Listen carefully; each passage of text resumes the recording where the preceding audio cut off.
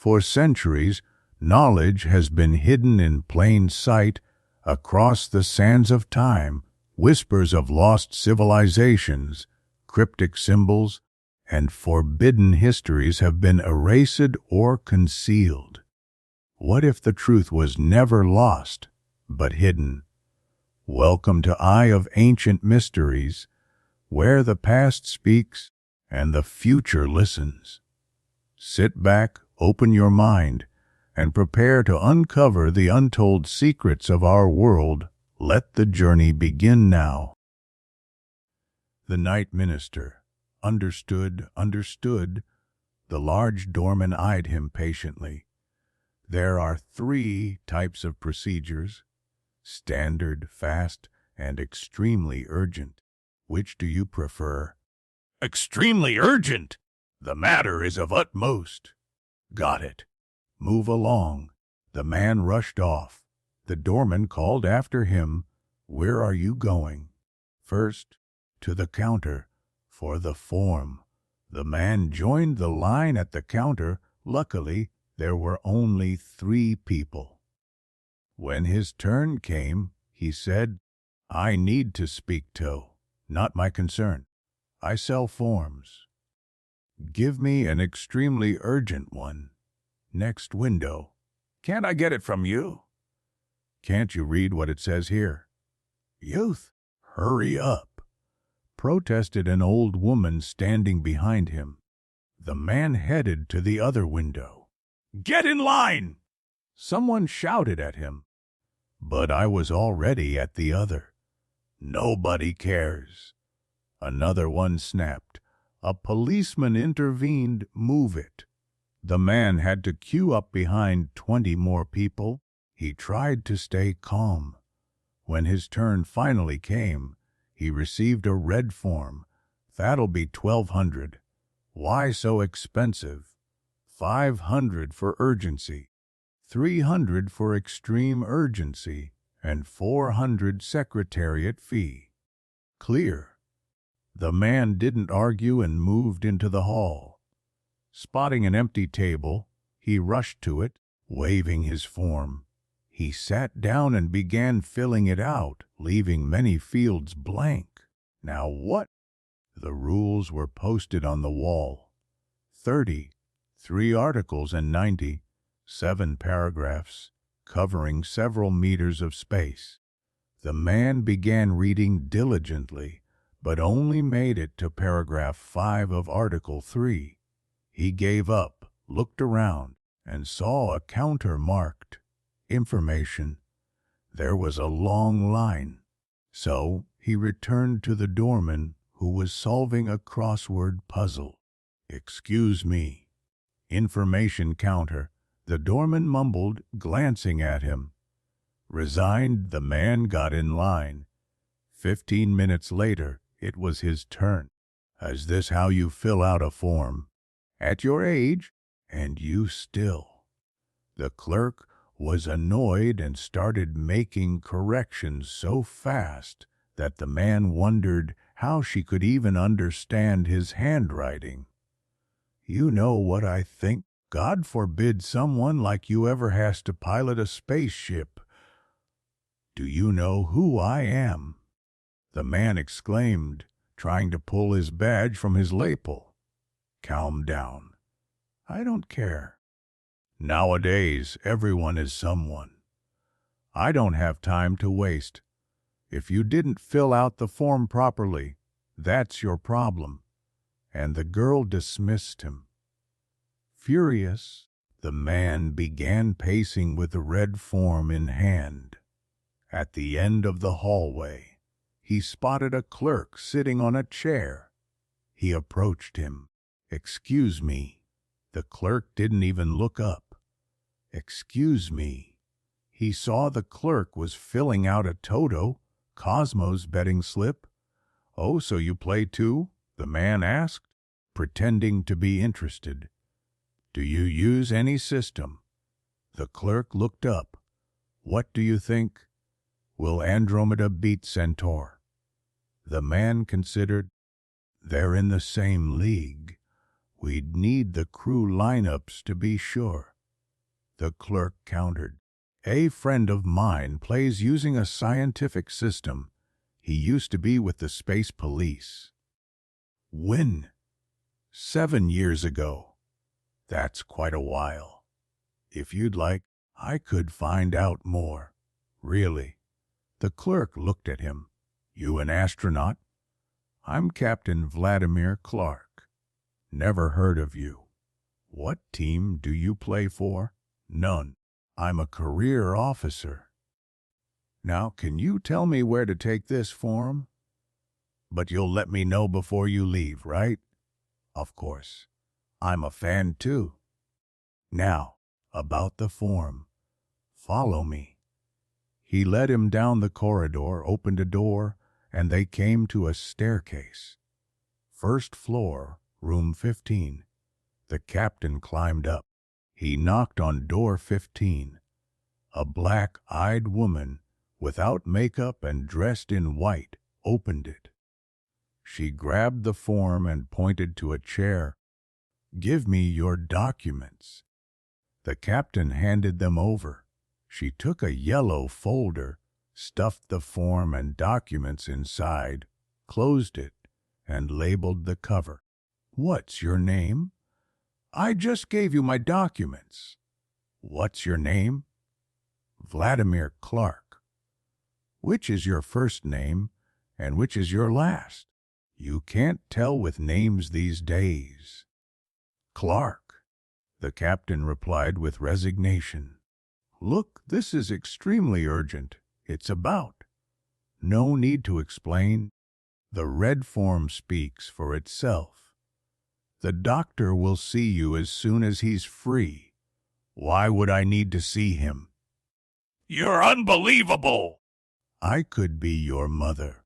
Why say such things? Do you know how many people come here talking nonsense? Our job is to filter out those with overactive imaginations. Do you know how many? Calm down. Relaxing is important for the psychotechnical evaluation. It was no use. The nurse left before he could tell her that. The door opened almost immediately. The nurse smiled at him. Go ahead.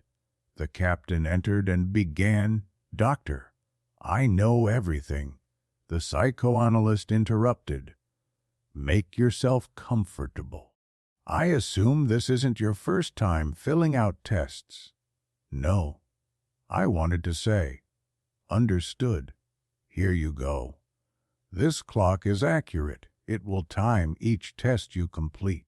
You must insert the form into that slot. Then be careful. There are 3 boxes, yellow, red, and blue. The red form goes in the red box, the blue. I understand, the captain cut in. You have unlimited time. But I can't waste a second. This is extremely important. There's no need to explain it to me. I'm just a doctor. Calm down and fill out the tests. The doctor left. The captain wanted to chase after him, abandon everything, but he restrained himself. The news was serious.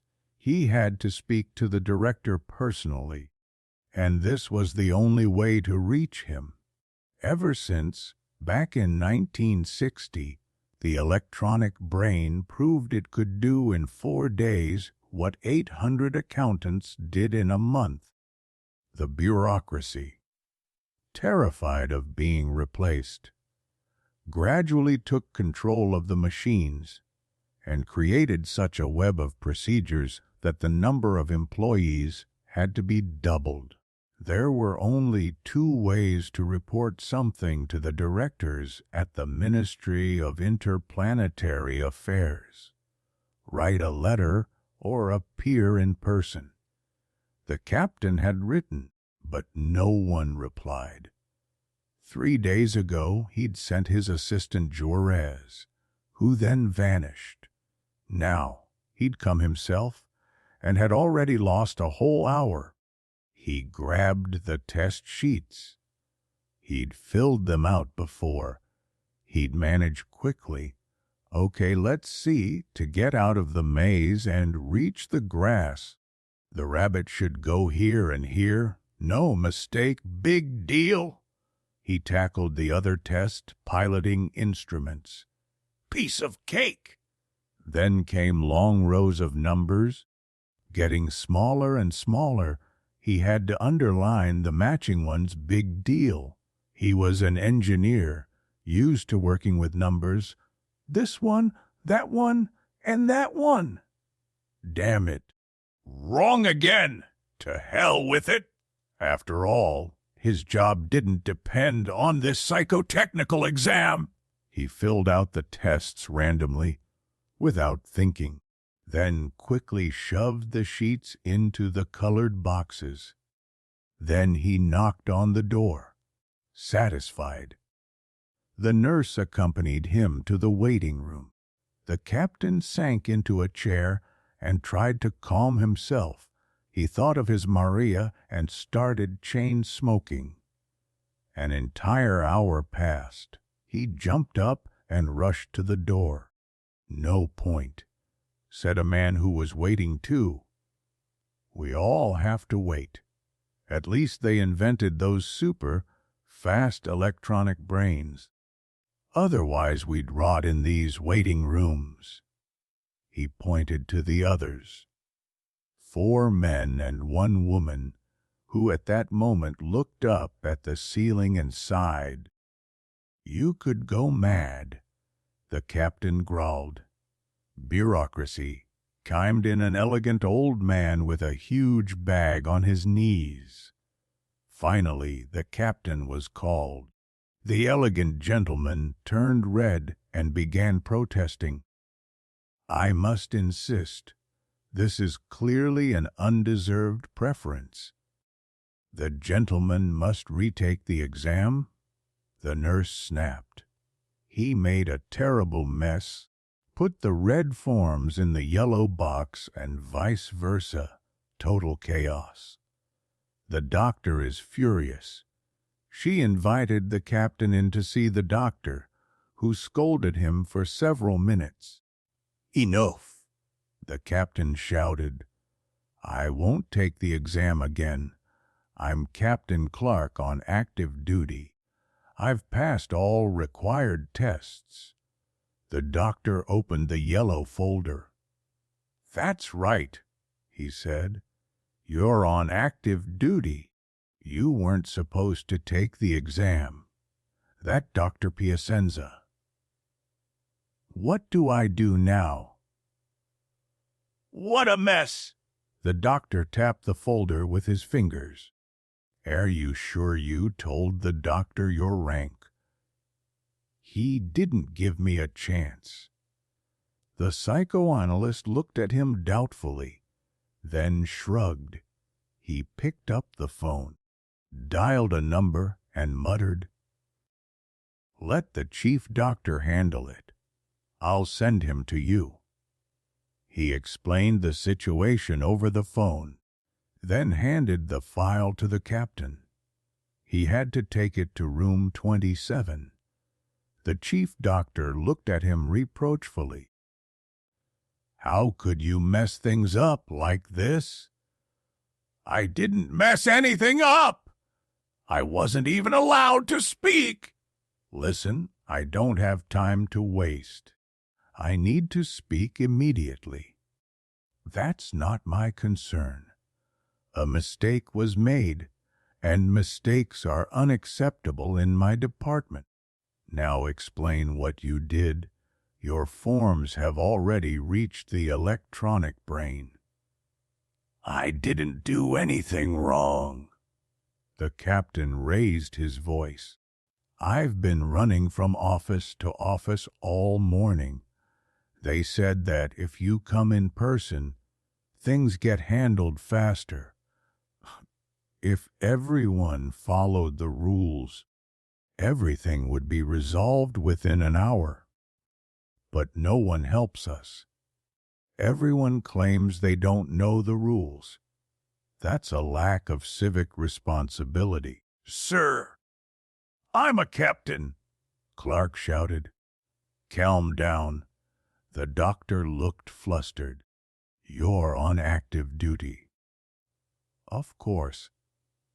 Why didn't you say so right away? Go wherever you need to. Captain, if you have no time to waste, neither does our department. Take your documents and go. The captain grabbed the documents and stormed out before he gave in to the temptation to punch him. He rushed off to find the errand boy, a Toto Cosmos fan, and tried to explain what had happened. You're right, Captain. It's total chaos here. Every department's trying to pass the buck. Leave it to me. Give me your form. Of course, it turned out that the red form had been kept by the psychotechnical service. Even if you beg them, they won't give it back. The forms are numbered. Get a new one, then come find me. We'll have lunch together, and you can explain some things about those space engines. The captain lined up again, filled out the form, and returned to the errand boy.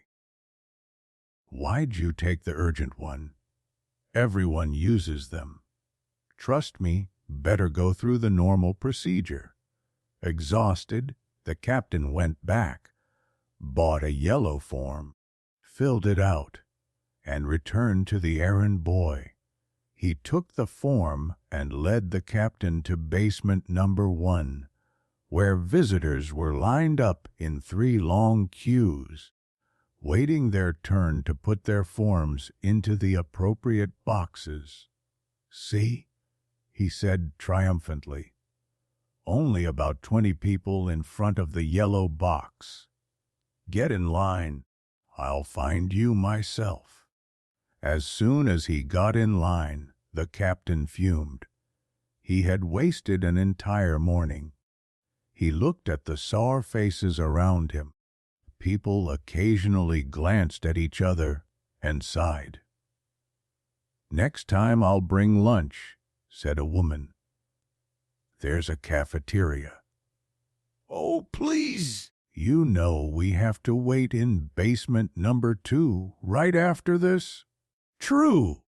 The captain hadn't thought of that. His anger gave way to worry that he wouldn't make it in time. As soon as he moved away from the box, he spotted the errand boy winking at him. Come on, Captain.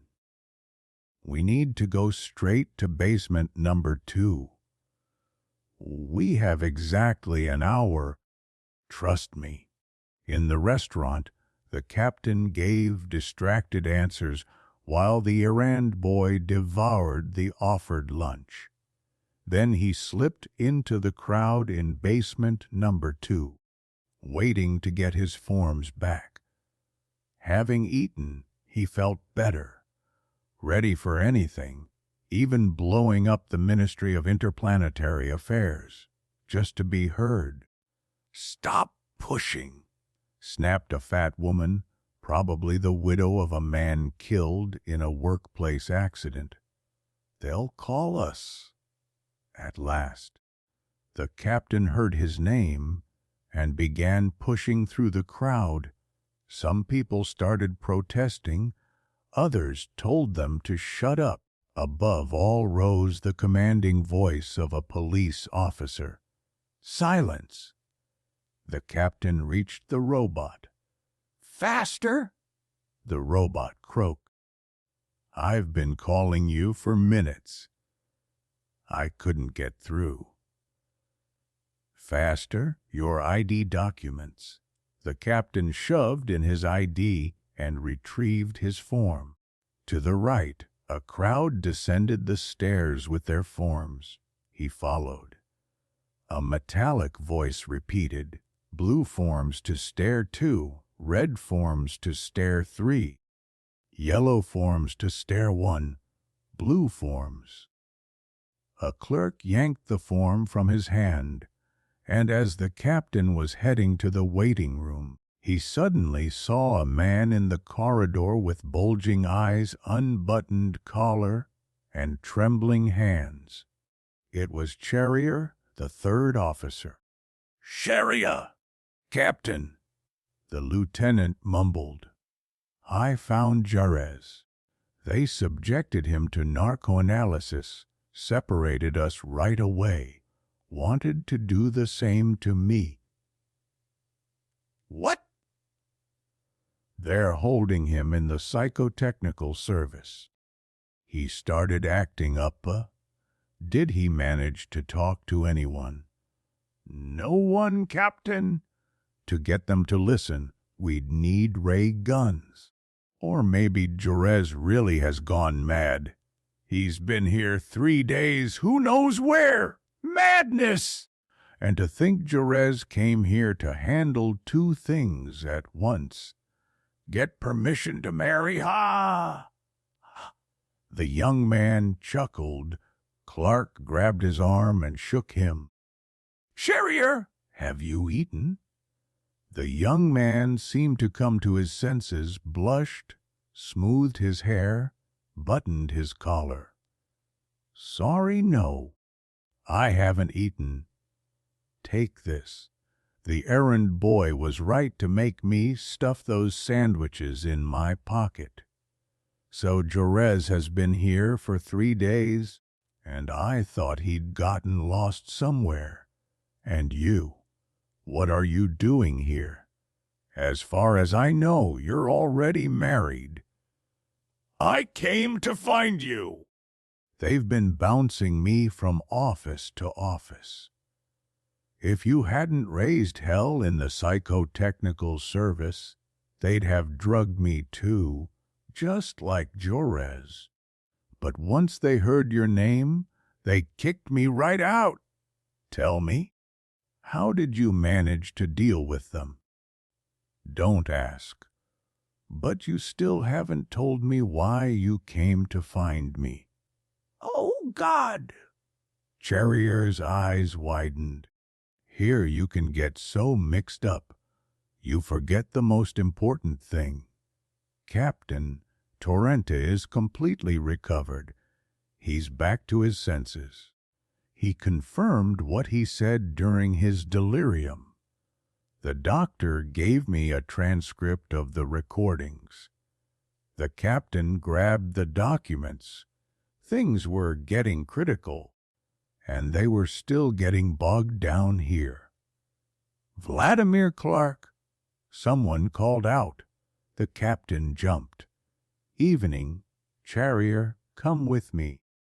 "The gentleman cannot enter," said the usher. "Lieutenant Charrier is coming with me," Clark snapped angrily. The usher shrugged. The 2 officers entered room number 107. The nearsighted clerk looked up at them.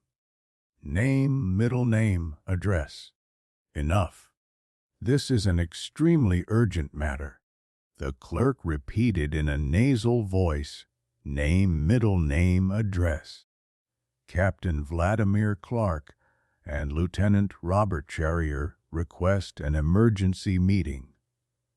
This is the office for standard procedures." "I don't care." "We demand to see." "One moment." The clerk stopped writing and pressed a bell. The usher appeared. "Take them to Lampedusa. I don't understand what they want." "Next." "But Clark began. Charrier tugged on his sleeve. They followed the usher, who led them to room number 109. Clark's mind was racing. Charrier's presence gave him courage. As soon as they entered, he addressed the clerk. "Mr. Lampedusa!" "We are active duty officers. I must complain about the disgraceful operation of your department. We've been bounced around from room to room all morning. How is this possible?" "You're right." The clerk squinted at them. "Maybe you didn't fill out the red form." Yes, that's it. Our services are overwhelmed. We need more staff. We work nonstop, but the personnel is insufficient. You're right. Absolutely right, Mr. Lampedusa, exclaimed the captain. I'll report this at the highest level. In the meantime, I'm counting on you, Dr. Lampedusa. You can count on me, Lampedusa said gravely, and personally led them to Dr. Robertson's office. Speak, Captain, said the head of the office condescendingly. We need to reach the General Director. Only he can connect us to His Excellency the Minister. Is this about a petition? No, it's a military secret. Miss Robertson jumped. And you came here. Have you mentioned this to anyone else? We're not children. Room number 4733. General Panda Ton! She snapped and pressed a button. The usher escorted them to the elevator. Second to last floor, he explained. At last, maybe we'll get through, said Charrier as they entered the elevator. He smiled. He was beginning to feel more and more respect for Clark. You've clearly got experience, Captain. No, not at all. This is my first time here. My wife handled the formalities for our wedding. You have no idea how resilient women can be. But never mind that now. Let's hope Torrenta was mistaken. Captain, I'm afraid he wasn't. I've known Torrent for a long time. He's meticulous and very persistent. When we landed on Mars, he already knew where and how to look. Really, but he could have contacted. No, it was even worse over there. I know their bureaucracy well. Almost as bad as ours. The two men sighed. They stepped out of the elevator, headed to General Panda Tun's office, and knocked. A woman greeted them with icy blue eyes. Did you fill out the form? What form? Asked the usher. The door closed. Clark didn't give up and knocked again. The door opened just a crack. I'm Captain Clark. Really? The woman replied. To command, you must first be very disciplined. The form, and the door slammed in their faces. Clark managed to keep himself from yelling and went to get the form, followed by the lieutenant, who sighed. Ah, Brother Jorez, now it all makes sense. They were given a violet form with the not-so-discreet question.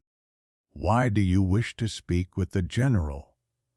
Clark looked at Charrier in confusion, and Charrier returned the look. Then Clark wrote, Important military secret. They waited. At last they were called in. General Panda Ton awaited them. His dark face was grim. Captain Clark stood at attention and reported. The general took the folder and, before flipping through it, asked sternly, Where is the ship's logbook? It's with my aide Jerez. I sent him to the ministry 3 days ago. I haven't seen him. He's probably still looking for you. What kind of aide do you have? Can't manage to contact me in 3 days. The lieutenant says he's been detained by the psychotechnical service. What the hell is he doing there? Please, General, let's not get caught up in bureaucracy and protocol. I bring you the latest news. Earth is in danger. The general looked at him unperturbed. That is not an excuse to break procedure. Quite the opposite. and he bowed his head over the documents. "But are you really a captain?" "No, no. We need to find the ship's logbook. The secretary will search for your aide if he really exists." "What's his name?" "Juarez?" The first secretary contacted various departments. Everyone knew about the lieutenant, but all claimed that until recently he had been with them, and then went to the next room. "This is the work of the psychotechnical service?" the secretary declared angrily. The old general boiled over. "Sooner or later, we'll have to put those doctors in their place. I remind the general." The secretary interrupted him coldly. "What the regulations stipulate, any subject who is not of sound mind must be examined before being admitted to you." "What kind of man is your assistant?" General Panda Thun asked skeptically. "How is it possible for him to get so lost?" "Oh, excuse me, General, but you simply don't understand. The Martians are planning to attack Earth." The general furrowed his brow. "Who are you to make such claims? Are you the minister?" "Don't overstep your bounds, Captain. You astronauts have an overactive imagination. I remember the Martians have been our allies for centuries." "I don't believe it. And as for you, pray to God, because I don't see how you'll escape a military tribunal. Your assistant has been here for 3 days and still hasn't reported this news to me." "But, General, I tried to contact you from space." "That's true," confirmed the first secretary. "I have a phenomenal memory. I remember the ship Altair 5. Captain Vladimir Clark requested a meeting. The file is awaiting the director's signature. He still hasn't signed it. Assigns 2 an hour. Only 2? You mean that many? The secretaries draft the letters. The electronic brain processes the data. But everything must be reviewed by the director. After all, only he fully understands the ministry's standards, and only he can contact the minister. But what if the news is urgent? In that case, the emergency procedure is invoked, the red form. But I lost an entire morning because of that red form. Don't you get it? I reached you thanks to the regular procedure, which apparently no one uses anymore. You didn't follow protocol. Now your file will be delayed at the secretary level." Clark went pale, stretched out his hand, and shouted, "Then you'll be responsible for what happens to Earth." "I can't be held responsible for anything. Neither can the general. The file must follow its normal path." The captain groaned. "I bet Juarez already talked to you, and that's why he cracked. Watch your tone. No insinuations. The regulations explicitly warn that the staff must be respected. Here in the office, I am a civil servant doing my duty, and you are an ordinary visitor. I urge you to behave properly." The first secretary stormed out, and the general watched her go, clearly enchanted by the sway of her hips. Clark noticed everything and realized that this old man wouldn't help him. He buried his face in his hands and thought he saw Maria, frightened and staring at him. He had to act. "No matter the cost, no matter the cost. I'll go straight to the director," Clark shouted. "You're crazy," the general replied. "They'll arrest you for insulting a government official." Actually, he muttered, you got yourself into this mess. Figure it out on your own, sending your assistant with the logbook and losing him like a pair of gloves. But those people from the psychotechnical service. You're right, the general interrupted, delighted to find someone else to blame. Take these documents and go to the deputy secretary on the top floor. Leave the psychotechnical service to me. Madness. They stick their noses into matters that aren't their concern. Military secrets? This is sabotage. Straight sabotage! He grabbed the recorder and shouted into it. To the chief doctor of the psychotechnical service, copy to. The captain shot off at supersonic speed, followed by Charrier. This way to the elevator! They opened the door, got in, closed it, and sped down the brightly lit hallway. It's already night, Charrier growled. The diligent staff kept working. Soon they'd be replaced by equally diligent night shift colleagues. From the deputy secretary's office, two voices could be heard, one whimpering like a dog, the other sharper, trying to drown it out. Captain Clark suddenly realized, want to bet that's Juarez, and he opened the door. How dare you? Barked the deputy secretary in outrage. Clark ignored him and rushed to Juarez. My dear Juarez. Finally! Captain! Juarez shouted in relief. I'm going mad. For 3 days. I know everything! Clark replied, clapping him on the shoulder. We're taking over now. Where's the chief secretary? Clark and the two officers filled the room like a storm. The small deputy secretary snapped. Which one? Day shift or night shift? Doesn't matter. I need someone who can notify the minister that the Martians are about to attack Earth. That can't be! Are you serious? What do you think? That 3 officers would come all the way here to play jokes. The deputy secretary shriveled like a wrung-out sponge. He rummaged through the documents, looked them over, and said in amazement, But the test results read here. It says Lieutenant Juarez wants to marry a Martian and that Captain Clark doesn't care if the rabbits eat the grass in the labyrinth. That's sabotage by the psychoanalysts, Clark shouted.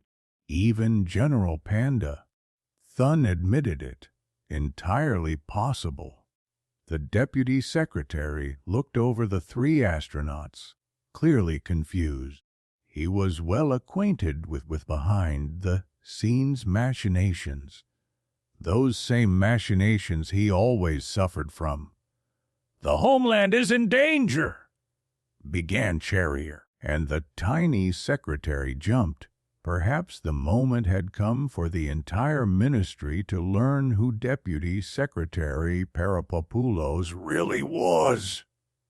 I am a patriot, he declared firmly. But I'm also a flawless civil servant. The rules do not specify how to act in such cases. How can I get you in touch with the director without breaking procedure? This is about saving the human race, roared Clark. The deputy secretary raised his eyes and gave him a look. I understand, Captain the Homeland. The Martians betraying us. Listen to what I'm about to tell you. He made sure no one could hear, shrank even smaller, and whispered, You must be ready for anything. I'll cover for you. In a few minutes, my shift ends, and my replacement arrives. I'll explain the situation to him. Meanwhile, you go straight to the last room down this corridor, right before the minister's lounge. That's where the day director bids farewell to the night director. Try to sneak in as if you were already admitted. Please, don't delay! The three astronauts nodded in agreement, and while the two senior officials were shaking hands, they slipped into the office. As the night director entered, they stood at attention. "Director, sir," shouted Clark, refusing to be interrupted. "I resume my report, which was paused due to the end of the day shift. You have the historic honor of informing His Excellency the Minister that the Martians are preparing to attack Earth. Here is the report, reviewed by every department in the ministry. There's no time to lose. Here are the photos of the enemy ships. Look! See!" The three officers hurried to wave the files in the director's face, creating chaos in the office and preventing the secretaries from speaking up. "The homeland is in danger!" Charrier kept shouting at anyone who tried to interject. 3 days, Clark yelled. These folders have been circulating in the ministry for 3 whole days, and no one has shown them to you yet. 3 days, echoed the night director. He began pressing every button on every dictaphone and every bell. 3 days, hurry! He barked at his personal secretaries. Faster! Staff, chickens, ducks. Fools! Faster! I'll blow up this whole ministry! He stormed down the corridor, dragging the 3 officers behind him, brandishing the ship's log. Doors flew open. Staff rushed after him, the group growing larger by the second managers, deputy managers, first and second secretaries, all shouting and waving yellow, red, green, and violet forms. You're right, Clark explained. The Martians claim they possess some secret, total, deadly weapon. They won't defeat us, shouted the patriotic director, and knocked on the door of the night minister's office. Everyone fell silent. A moment later, a ghostly voice called out, "Enter." "He's furious," muttered the director, hesitating to open the door. Maybe he already knows everything. At that moment, sirens wailed, rockets whooshed into the sky.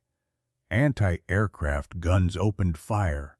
The skyscraper shook. Shattered glass rang in the corridor. The director turned the handle and looked out the window to witness the flashes of explosions. "Damn them!" he cried. "Traitors! But they won't defeat us!" He flung open the door, and everyone saw a massive figure with 4 snake-like arms and a long trunk seated in the night minister's chair. "Mama, Martians!" Outside, the gunfire was dying down. From the minister's lounge emerged 2 Martian soldiers armed with silicon oxide pistols, capable of turning any human into stone in 3 seconds. Behind them appeared the new night minister, his trunk curled ceremoniously like a Nibelung horn. The earthlings pressed against the walls. "We have occupied Earth with our secret weapon." His trunk stretched threateningly toward the staff. What's the meaning of this? The office will continue working as before. Director Voronov, bring me the case file with the objections. Everyone else out! This is against regulations. Back to work! Everyone to your posts! Back to work! The staff quietly slipped away. The Martian headed for his office. Back to work! Back to work. Then he spotted the three officers still pressed against the wall, staring wide-eyed. You three look strong. Come help remove my predecessor and the portrait of the president. Move it! The pointed silicon oxide pistols made the astronauts hurry. They entered the lounge with bowed heads, then exited, led by a Martian brandishing his trunk menacingly, holding a pistol in each of his four hands. Charrier and Juarez barely carried the petrified body of the minister, his right hand raised in salute. Behind them trudged the despairing Clark. He was carrying the enormous portrait of the world president, the old man with the sad smile, known as the father of humankind. Trailing at the rear was another heavily armed Martian.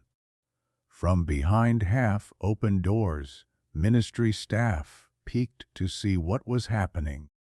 In the deep silence that had followed Earth's futile defense, only the heavy steps of the invaders echoed through the Ministry of Interplanetary Affairs. They had conquered Earth by taking over its bureaucracy.